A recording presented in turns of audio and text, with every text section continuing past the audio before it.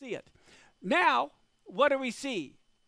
About 21 years or 3 Shemitah cycles after the temple was destroyed was the next Jubilee year, 3382. That became the 69th Jubilee. Is everybody following? Okay. Well, now, look at this. Here we are today in the year 5782, and we know it's a Shemitah year. It's divisible by 7, but we also know next year is the Jubilee because it's divisible by 49. Therefore, next year so happens to be the 118th Jubilee from creation. You say, wow, now, wait till my next slide. Here we go. I want to go slow. I want everyone to follow this. The way you know if it's a Shemitah year is if the Hebrew year is divisible by 7. The way you know if the following year is a Jubilee year is if that Shemitah year is also divisible by 49. You see how easy that is, and you don't have to get confused? Okay, so this year is the 118th Jubilee.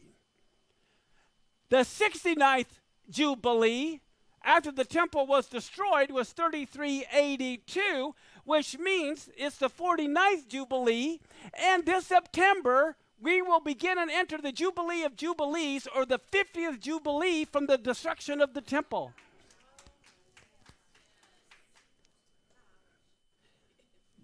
This September is critical. To be the 50th Jubilee from the destruction of the temple, this is huge.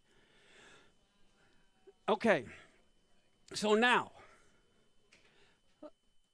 let's look at this slide here. The big question is, when will Jacob's trouble begin? Right? That last week of Daniel, the last 7 years.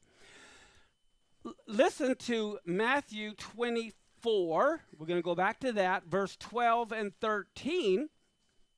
It says, because lawlessness will be increased. How many of you think lawlessness has increased? The love of many will wax cold, but the one who endures to the end will be saved. This gospel of the kingdom is to be proclaimed throughout the whole world as a testimony to all ethnic groups, and then the end will come. Okay, so lawlessness is increasing. We know it's as the days of Noah. So let's look at Genesis 6, 11 through 13. I'm going to have verse 16 on your notes. Look at what it says. The earth was what? Is it corrupt today? In God's sight. And the earth was filled with what? And God saw the earth, and behold, it was corrupt. All flesh had corrupted their way on the earth. And God said to Noah, I've determined to make an end of all flesh, for the earth is filled with violence. Behold, I'll destroy them with the earth. Okay, so let's look at the slide here. Here we see the problem was violence, and God, he said this to Noah, right? And we know from Luke 17:26, as it was in the days of Noah, so it will also be in the days of the Son of Man. We know that it was a time of violence, evil, it was corrupt, and we know the people were clueless and they didn't get on the ark. Is that right? And it's going to be likewise as in the days of Lot, where they ate, drank, bought, sold, planted, builded. At that time, it was everything in Noah's day, but they were morally bankrupt, and they were being dishonest in the marketplace. Do we see that? Well, guess what? How many of you believe it's going to be as in the days of Noah? Well, guess what? Noah knew it was coming. And is it going to be as in the days of Lot? Guess what? Abraham knew it was coming. We're not to be clueless. We're supposed to know the times and the seasons. Okay, so let me talk. Let's look at, anyway, Luke 17:26-30. It says, on the day when Lot went out from Sodom, fire and sulfur rained from heaven, destroyed them all. So it will be on the day when the Son of Man is revealed.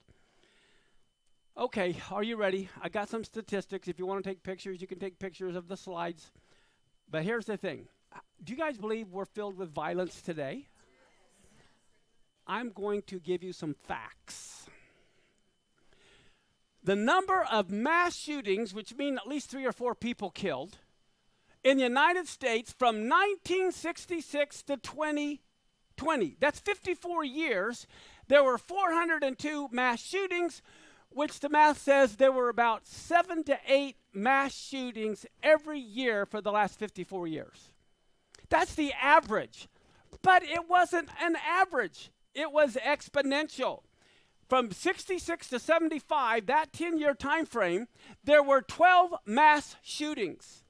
But from 2011 to 2020, there was 160 mass shootings. So it's this giant curve. Here it went from 1 a year for every 10 years to 1 a month every 10 years.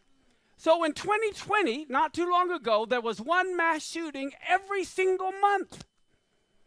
So here the mass shootings go from 1 a year to 1 a month.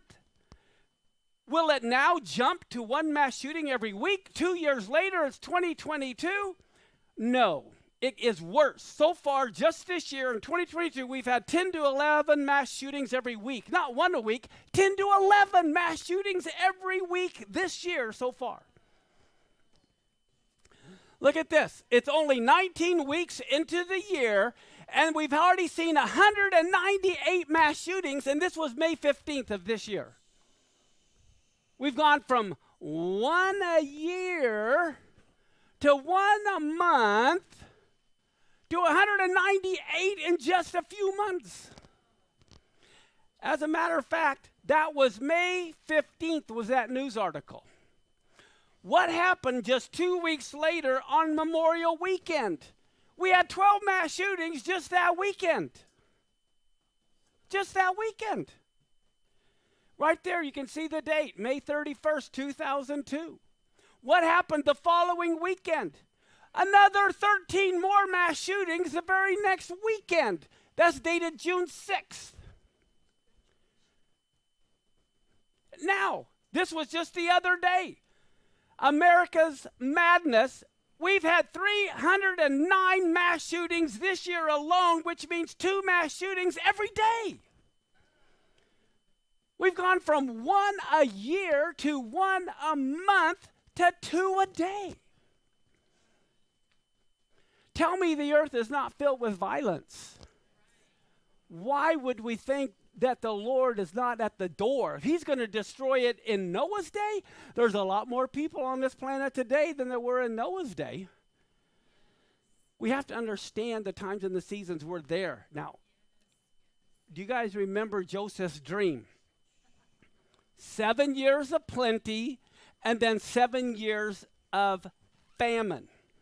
Okay, let's look at your notes. Genesis 41, verse 53 through 57. The 7 years of plenty occurred in the land of Egypt came to an end. The 7 years of famine began to come, as Joseph had said. There was famine in all lands, but in all the land of Egypt there was bread. And when all the land of Egypt was famished, the people cried to Pharaoh for bread. And Pharaoh said to the Egyptians, go to Joseph, whatever he tells you to do, do. So what happens? When the famine spread over the land, Joseph opened the storehouses and sold to the Egyptians, for the famine was severe in the land. Moreover, all the earth came to Egypt to Joseph to buy grain because the famine was severe over all the earth. Guess what? What's happening right now, people are trying to control the bread and cause a famine, so everyone has to come to them. And your land is going to be sold to them. You're going to want to sell everything to them just so you can eat. This is a matter of control. Okay, let me give you an example. The last 7 years before the last couple, Look at this. 2017 and 2018, we had the return of economic growth, a roaring stock market. Things were great. As a matter of fact, look at this. This is 2019, basking in the booming economy. The economy continues to be turbocharged. During that Trump administration, the economy was flat out booming. Like, what in the world? And then what happened? Now we have empty shelves. The U.S. looks like a developing country, and that's 2021. That's last year. Many of you may have taken pictures. You thought maybe we were like it was in Russia or something. What's going on here? Parents struggle to find baby formula. What are you going to do if you can't find baby formula? We see the storm coming. The U.S. struggles to contain a deepening global food crisis. The UK is sleepwalking into a food crisis. Do you see the economy was great, and now we're going into the time of famine? A new global food crisis is building, the World Bank warns. The world is on the brink of a food shortage. Here's what the U.S. government and businesses can do to help. Here we go. Why food shortages might drag on for years. Rubio, Loomis call on Biden administration to allow farming on conserved land to help the global food shortages. Russia-Ukraine war could worsen African food shortages. Pig outlook. Lean hog futures in the steep price downdraft. China's COVID policies risk crisis and food shortages. What the U.S. should do now to minimize global food shortages. Prepare for food shortages. How many get an idea there's going to be food shortages? That is not me. This is not conspiracy thinking. These are all legitimate websites that are talking about this. Syria is gearing up for a large-scale food shortage. Hard red winter wheat towards bread shortage in 2023. 8 items you might not be able to find in the next few months here in your supermarket. Global food crisis tests Western resolve to retain Russian sanctions. But here's the problem. If you're going to grow food, you got to have fertilizer. Well, what do we see? Soaring fertilizer prices put global food security at risk. Now they don't have any fertilizer. Without fertilizer, how do you grow food? Well, how many of you have been following all this news? Okay, some of you haven't. Well, guess what? The question has come, the food crisis, is it accidental or is it orchestrated? Let's take a look. Look at this. In Illinois, in January 15th of 21, Daily Star deals with the aftermath of a devastating fire. In Alabama, a couple months later, the Tyson poultry meat plant suffered a total loss in a large fire. Pennsylvania, the departments fight fire at the Made-Right steak meat processing plant. Winston-Salem, January 31st, 1,000 flee homes near the Winston-Salem fertilizer plant. They're burning the fertilizing plants down. February 22nd, Wisconsin's river meets a total loss in an overnight fire, total loss. Indiana, another place, the largest U.S. soy processing plant had a fire. And February 22, 7 injured as fire engulfed Shearer's food plants. Nebraska, March, another Dutch creamery cheesemaking facility is gutted by fire. Oh, and that goes on. In March, here in Sunnyside, Washington, a fertilizer plant fire forces evacuations. In Indiana, an on-site investigation into a Walmart facility fire. Arkansas, Nestle Hot Pockets shuttered by fire. In Maine of 22, March, crews reported to fire at the Belfast potato processing plant. That's all this year this is happening here. Arizona, 50,000 pounds of food destroyed after a fire ripped through the Maricopa food pantry. San Juan, Texas, in March of 22, an onion warehouse was damaged. New Hampshire, April 22, there's a East Conway beef and pork was fire. Idaho, a plane crashes into an Idaho plant. That was probably more than likely accidental. But here, Taylor Farms, total loss after a large fire. Fire destroys headquarters of another place. Kansas, fertilizer plant fire. I mean, it goes on and on and on. This is not normal. The statistics say this looks like this is being an orchestrated thing. At the bottom it says, most of these are not paltry fires, but catastrophic infernos with flames visible from even satellites, and which often require thousands of nearby residents to evacuate. The losses are not being measured in the millions, but billions of dollars, and they all put more of America's food supply under strain. Someone is trying to put the food supply under strain. How many of you have heard of Henry Kissinger? He's still alive, believe it or not. Guess what he said? Control the oil and you control the nations. Control food and you control the people. U.S. strategy deliberately destroyed family farming in the United States and abroad and led to 95% of all grain reserves in the world being under the control of 6 multinational agribusiness corporations.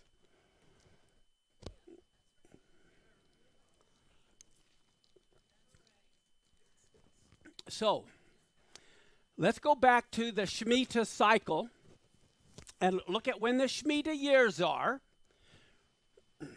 Now, in case you didn't know, Joseph was raised out of the pit and given the kingdom on Rosh Hashanah, on the Feast of Trumpets, the first year of the calendar. But here we go. Now, I want you to see these 4 blood moons that I talked about that happened right after Israel became a nation. God said in Genesis 1:14, he created the sun and the moon for signs. And here we have that happen right as Israel becomes a nation. Then what happens? We had them again back in 1966 and 1967.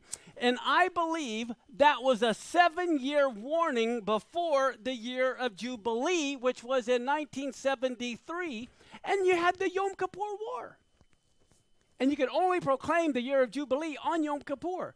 So we see, because the year 5733 is divisible by 49, we know the Yom Kippur War happened in the year of Jubilee.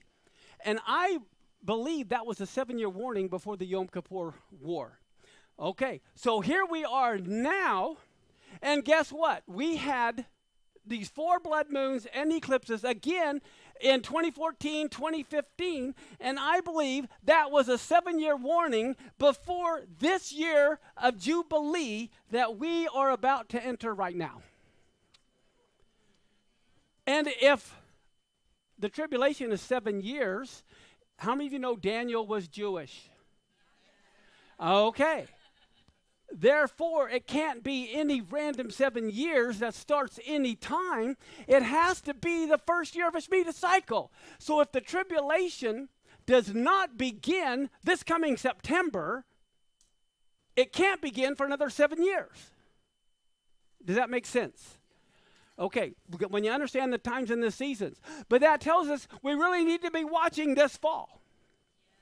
We're going to have a huge Rosh Hashanah service at Casey Treat's place, okay, for Rosh Hashanah. I'm expecting well over 1,000 people because this is one Feast of Trumpets you do not want to miss. Okay, so Yom Kippur coming up 2022. All right, now this is from, if you'll notice in the top right, the World Economic Forum. Now, here's the thing. I believe a lot of this famine coming is pre-planned and organized, which is why they're burning all these things down. Now, guess what? The World Economic Forum had 8 predictions for the world 7 years from now. Get ready. You will own nothing and you'll be happy. You'll own nothing and you will be happy. Okay, yeah. This is socialism, communism. You'll own nothing and you'll be happy.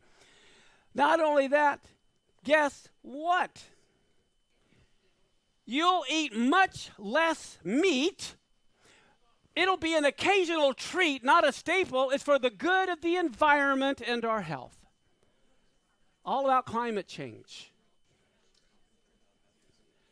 So guess what You get to eat. They say you get to eat bugs.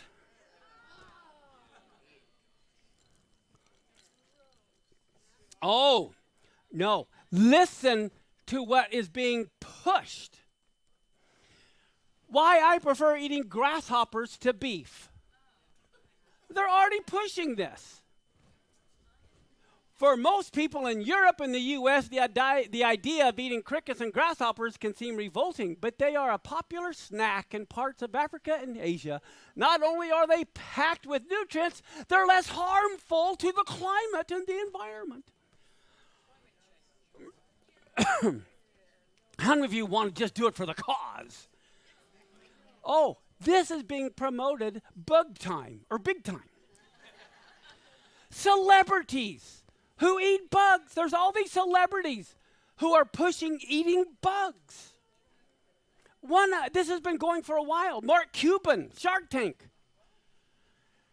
In a 2014 episode, he invested $50,000 for a 10% stake in a company creating energy bars and other tasty food products from cricket protein. Oh, hey, how about Nicole Kidman?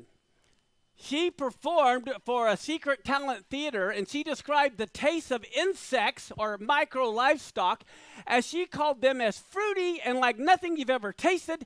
And during the 2-minute video clip, she eats hornworms, mealworms, crickets, grasshoppers, and she says 2 billion people in the world eat bugs, and I'm one of them. How many of you want to join her? Oh, here we go. Here's this other lady. She's an award-winning scientist, correspondent. She's an actor. She talks with scientists on her podcast to highlight what they're passionate about. And during a 2018 podcast, she interviews this one doctor who is an expert on eating bugs. We talk about grasshopper tacos. Who wants a grasshopper taco? Ant omelets. The nature of life, humane bug slaughter. We got to be nice to the bugs when we slaughter them. We have to have humane bug slaughtering. Water conservation. Deep fried scorpions. At home mealworm farming. Cricket chips. Protein needs and the cultural biases that are literally killing us because we don't want to do it. How many want to get into mealworm farming? Supply your neighbors. Well, get a load of this. A Swedish scientist suggested the climate crisis could lead people to consider eating human flesh.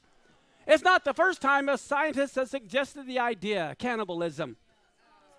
But it's all for the climate.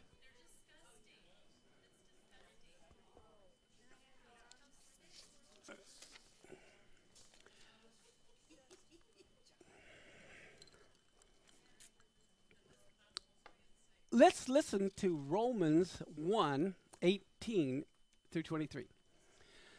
The wrath of God is revealed from heaven against all ungodliness and the unrighteousness of men who by their unrighteousness suppress the truth. Fake news. For what can be known about God is plain, because God's shown it to them. For his invisible attributes, namely his eternal power and divine nature, have been clearly perceived ever since the creation of the world, in the things that have been made. So they are without excuse, for although they knew God, they did not honor him as God or give thanks to him. They became futile in their thinking. Their foolish hearts were darkened. Claiming to be wise, they became fools and exchanged the glory of the immortal God for images resembling mortal man and birds and animals and now creepy crawlers. And this is what's happening. We're giving personal attributes to elephants, to crickets. We want to treat them humanely when we kill the cricket. We've lost the glory of God, and we've brought ourselves down to the level of crickets. Of course, if you believe you came from a cricket. Anyway, so going back to the good years to the bad years, the Dow suffers its longest losing streak since 2001 as stock benchmarks extend weekly losses despite closing sharply higher Friday. So May 14th, the stock market is crashing. And here again, someone raises alarm on potential food shortages in this year. How about that? If you don't have food, well, as long as we have power. Well, guess what? Now they're talking about power grid shortages in Texas and several places. They don't have any power. Now what are you going to do? Okay, here, electricity shortage warnings grow across the United States. Prospect of power grid shortages. Okay, your power is going to go out. What in the world are you going to do? If your power goes out, people are going to get sick, right? And they're going to want to go to the emergency room, right? Well, guess what? Emergency centers are facing large shortages of employees even answering the 911 call. You go to call 911, you may be put on hold for 20 minutes. There's a dire shortage of nurses. Okay, well, what are you going to do? 911, who's going to come? And when you get there, there's nobody there to take care of you. Staff shortages imperil the police are stretched thin. The Army recruiting crisis. There's a shortage of soldiers. Well, hey, we got the fire department. No, you don't. The fire departments are battling staffing shortages amid low number of new recruits. I mean, everything is cascading down.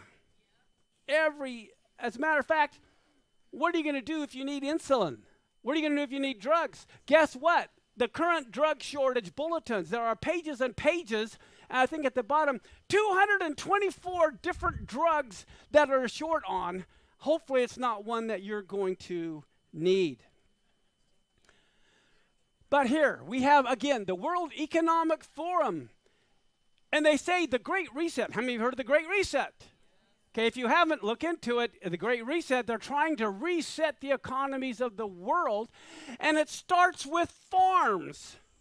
It starts with farms. Well, guess what? Bill Gates just purchased a bunch of farms. He's already amassed 270,000 acres of farmland. Bill Gates knows the whole thing is about the food, just like Joseph did. And what they're doing, they're buying hundreds of the elite, the deep state, whatever. Farmland across the United States is being all consolidated into few people so they can control you. And when you want food, you're going to sell your house, you're going to sell your land, you're going to sell everything, and you'll become a slave to the government, and you'll be happy because you'll own nothing. Happy times are here again. Okay. Let me explain the biblical principle, the evil biblical principle that's happening. Let's go back to the story of Joseph. Look at Genesis 47, verse 13 through 25. This is long, but I want you to hear what I'm really saying. Let the Spirit talk to you about. This is what the deep state is doing. There was no food in all the land. The famine was very severe, so the land of Egypt and the land of Canaan languished by reason of the famine. So Joseph gathered up all of your money that was found in the land of Egypt, in the land of Canaan, in exchange for the grain. They got grain, he gets all the money. And believe me, it'll be high, exorbitant prices for the grain. And Joseph brought the money to Pharaoh's house, and when the money was all spent in the land of Egypt and in the land of Canaan, now all the Egyptians come to Joseph and say, "Give us food. Why should we die before your eyes? Our money is all gone." That's what's coming to a bank near you. And Joseph answered, "Well, give me your livestock, and I will give you food in exchange for your livestock if your money's gone." So they brought their livestock to Joseph, and Joseph gave them food in exchange for their horses, flocks, herds, and donkeys. He supplied them with food in exchange for all their livestock that year. And when that year was ended, they came to him the following year and said, "We will not hide from my lord that our money is all spent. The herds of livestock are yours. There's nothing left in the sight of my lord but our bodies and our land. Why should we die before your eyes, both we and our land?" So he said, "Great."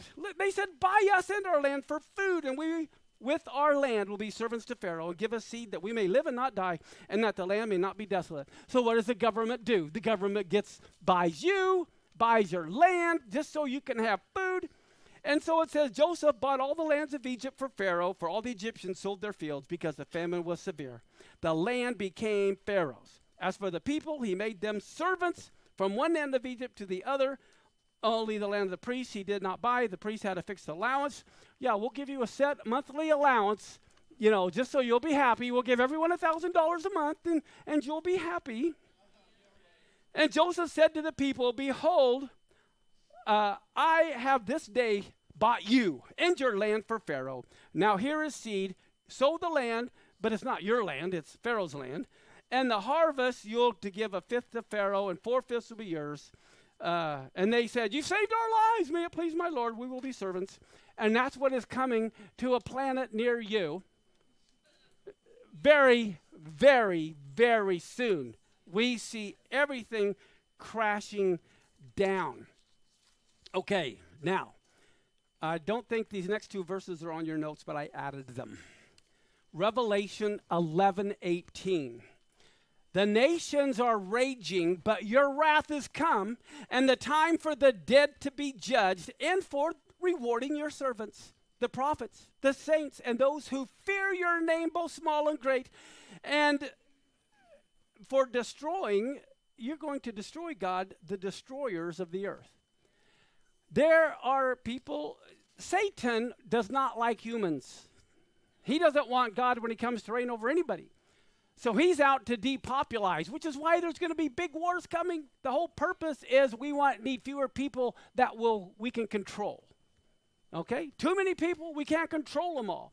So they want to depopulate the earth through wars. That's why big wars are coming. But man wants to destroy, or Satan through man wants to destroy the earth. The good news is, God said, no, that's my job. Man wanted to destroy the earth in Noah's day through violence, and God said, no, that's my job. I don't believe God is going to allow man to destroy this earth. That's the good news. That doesn't mean man's not going to try. God says the first time was the flood, the second time is by fire. He's already predetermined how and when the earth will be destroyed. Mankind cannot do it. They're sure going to try. But listen to this, Matthew 24:22. How many of you have ever heard of this? And except those days have been shortened, no flesh would have been saved, but for the elect's sake, those days will be shortened. You know what? I believe those days could signify also, this is the year 5782. We're supposed to have 6,000. God is saying, I've allowed it 6,000 years, but if I don't cut those days short, man will have destroyed the earth, and they definitely have the capability now. So I believe that could be the days that have been shortened. Okay, so now, there is such a how many of you know about data? They want to get your data. Everything that you do, traffic on all the traffic, everything about you, where you drive, how you drive. Well, guess what? That is physical information.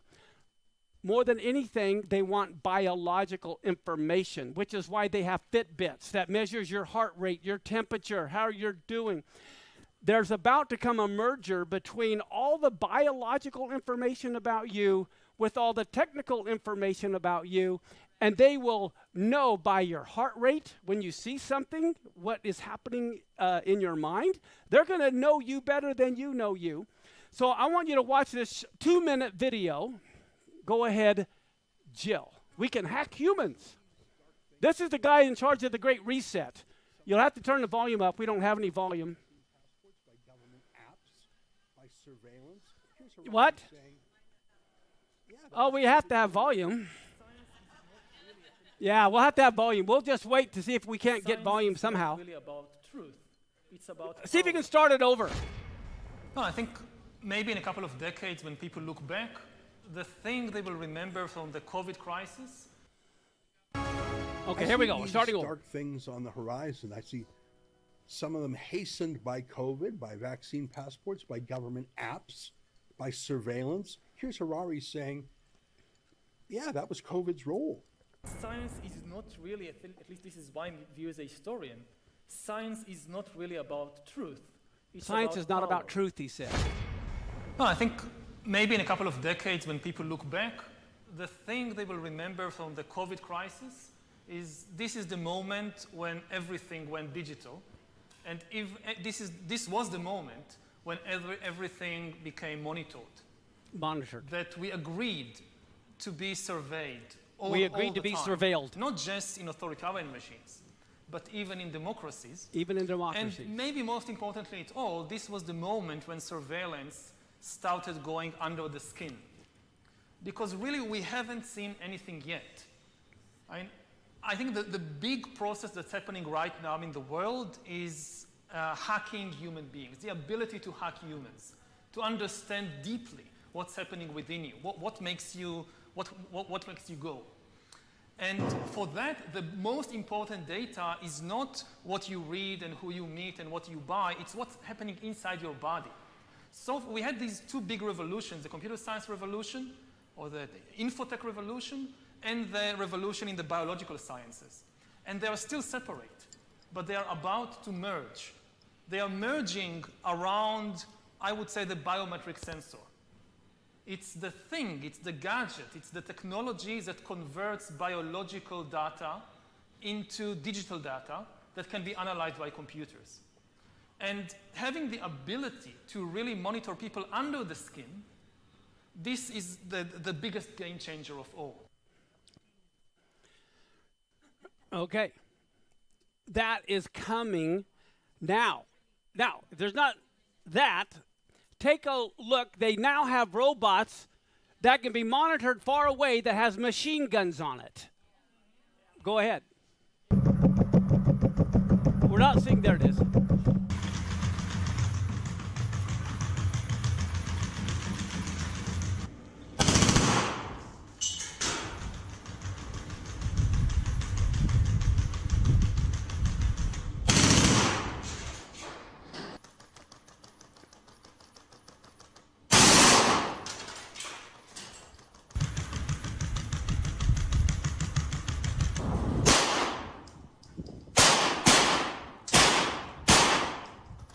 Can be a rifle. It can, that's good. Jill, that's good. This is made by China, but it's a Russian machine.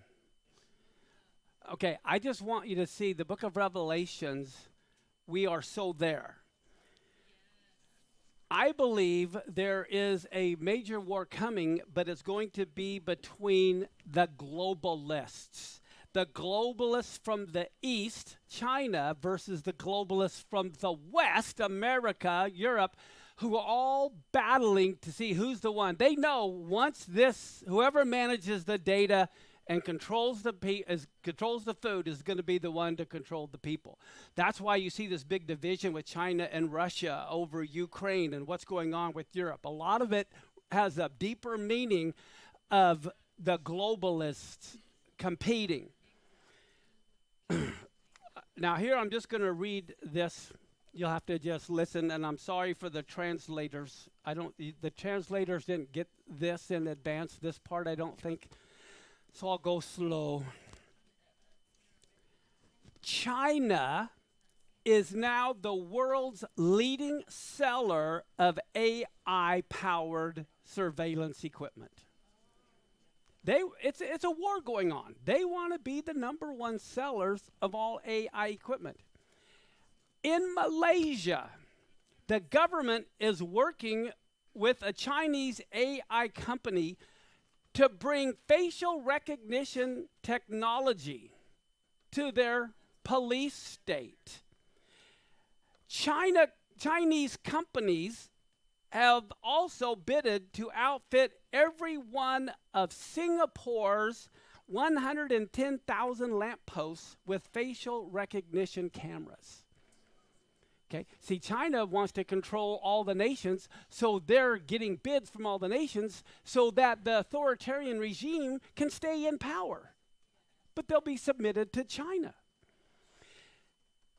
In South Asia, the Chinese government supplied surveillance equipment to Sri Lanka. Let's see. They've also outfitted Mongolia's capital with surveillance cameras. Farther west in Serbia, they've also helped set up a safe city system complete with facial recognition cameras. And so joint patrols conducted by the Serbians and the Chinese police and it's aimed at helping Chinese tourists to feel safe.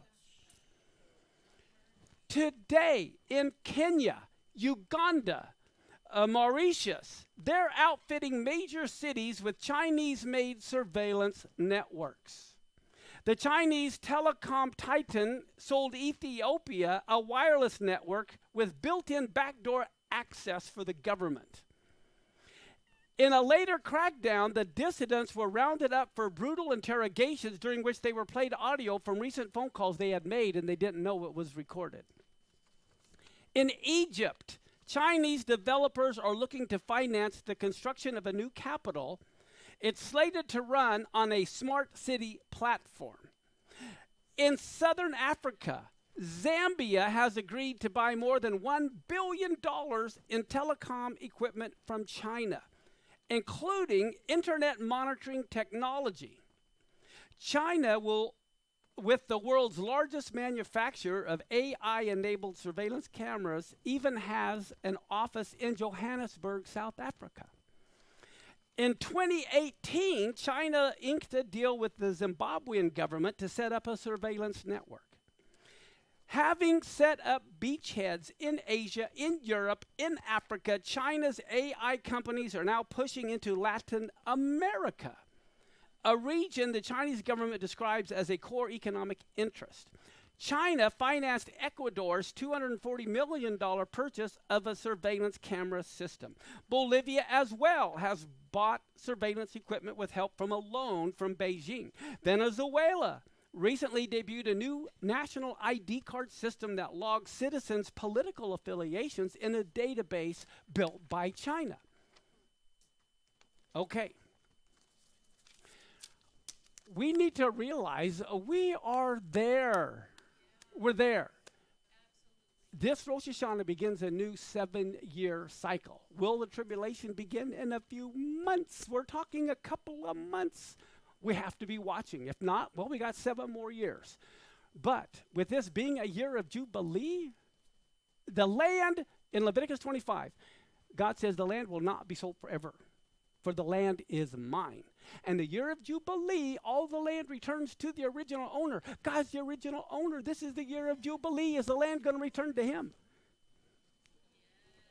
Very interesting. And this isn't to scare anybody as much as it is to equip everybody.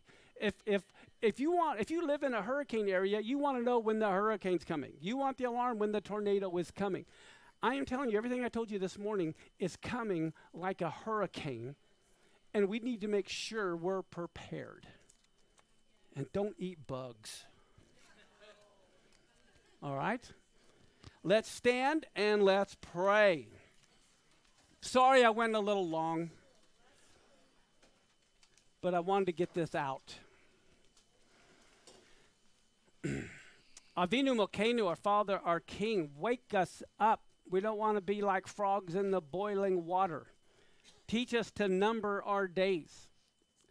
Father, I just pray right now you'd give all of us seeing eyes, hearing ears, the hearts to understand what you're speaking to us at this time. Lord, wake us up. The church isn't just asleep, it's in a coma. God, wake us up. Speak to us so we know how and what to speak and when to speak to others, Father, who we love.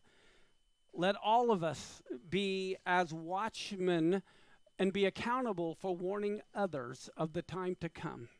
We don't want anyone's blood on our hands. So, Father, I just pray that you would turn everyone here and everyone that's watching into a mouthpiece, Father, to magnify your Torah and to make it honorable once again. Thank you for giving us eyes to see in Yeshua's name. And as the Lord told Moses to tell Aaron to bless his children, and by not only blessing them, he would put his name on them. And he told him to say, Vayak'hel Adonai v'ish mareka, Ya'er Adonai panavileka v'huneka, Yisa Adonai panavileka v'yasem laka shalom. The Lord bless you and keep you. The Lord make his face shine on you and be gracious to you. The Lord lift up his countenance upon you and give you his peace. In that most wonderful name, Ehyeh, Asher, Ehyeh. Amen. Be blessed.